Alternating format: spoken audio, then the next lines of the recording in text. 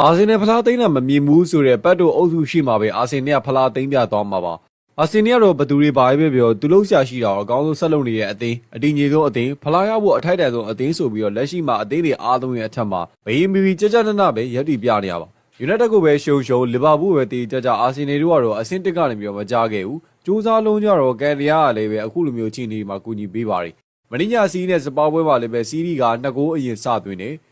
စပါတို့ရှုံးနေအောင်မြင်တော့အာဆင်နယ်ကတော့စီးနဲ့4မှတ်ပဲကွာတော့မယ်ဆိုပြီးတက်တွေပြောကြတယ်စီးပြန်လာနေပြီးအာဆင်နယ်ဖလားမရစီရဘူးဘာညာနဲ့စီးဒီကိုချန်ပီယံလိရသွားတဲ့အတိုင်းပဲဇွတ်ကို hype ကြတာပါဒါပေမဲ့ပွဲပြီးရလက်ကိုသွားကြည့်လိုက်တော့အာဆင်နယ်ကန်တရားကိုစီးဒီကလည်းဘလို့နီးနဲ့မှမကြုံနိုင်ဘူးဆိုတာကိုသွားတွေ့ရတယ်သူတို့ကသူတို့အကောင်းဆုံးတော့ကန်တာပဲဒါပေမဲ့အာဆင်နယ်နဲ့အမတ်ကိုပို့ပြီးတော့ပြတ်သွားတော့ကန်တရားဒီနေ့မှာအာဆင်နယ်အတွက်တီးသက်ဖြစ်တည်လာတဲ့သဘောမျိုးတက်ရောက်နေပါတယ်တပတ်မှလည်းအဆိုဗလာဆိုလို့ရှိရင်လည်း Brentford အသက်ကုန်နေကန်နေဒါပေမဲ့ဂိုးမရောက်ရတဲ့ကူတော့မှပေးဖြတ်ခံလိုက်ရတယ်ဒါကိုပဲကြည့်ဗျာအာဆင်နယ်ကလည်းကောင်းလို့ကန်တရားကလည်းပဲဖလားကိုရော့အေးယူလိုက်ဆိုပြီးတော့လည်းထိုးပြီးနေရပါအာဆင်နယ်တို့ယူတက်ဖို့ပဲလိုအပ်တော့တာပါ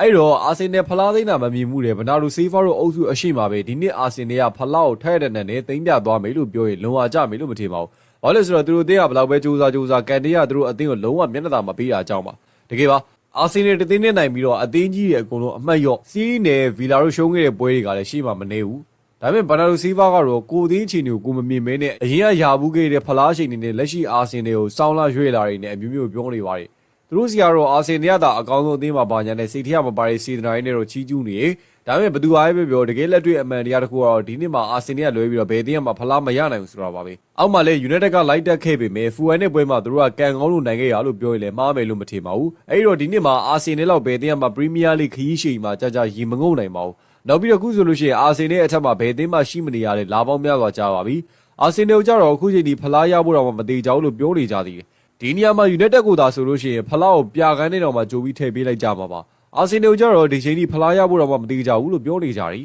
အဲ့တော့ခင်ဗျားတို့ကြည့်နေပါအခုချိန်ထိတော့မှအာဆင်နယ်ဖလားရမယ်ဆိုတော့မယုံကြသေးတဲ့လူတွေရှိမှာပဲအာဆင်နယ်ကယာတီကုန်ကြရင်ဖလားလှလှပပလေးသိမ်းပြသွားတော့မှာပါ